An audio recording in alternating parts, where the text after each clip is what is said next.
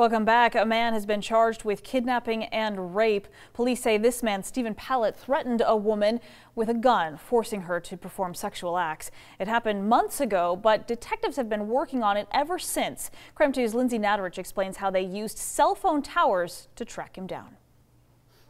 46-year-old Steven Pallett appeared in court this afternoon, charged with rape and kidnapping. But how he got here is downright amazing. What law enforcement did to track him down and arrest him is something you normally only see in crime shows on TV. A woman called deputies saying a man she got into a car with drove her to Valley Mission Park, forced her out of the car, stuck a gun against her head, and forced her to perform sexual acts on him.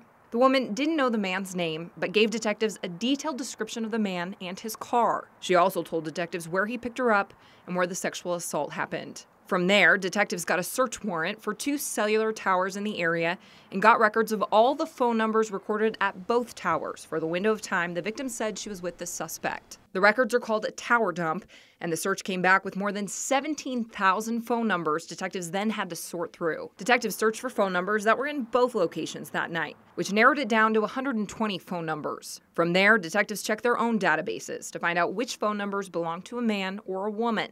That narrowed the field even more. So then they started looking at just the driver's license photos, and one of those photos stood out. Detectives say Steven Pallett's photo matched the suspect's description. Then as they started looking into that individual, the car matched almost identically to what she had described, and a lot of other things matched, including the firearm that he was pawning.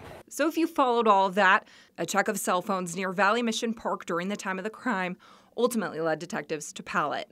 The suspect had been reported by name and activity of having some history like this, but nothing that ever led to his arrest.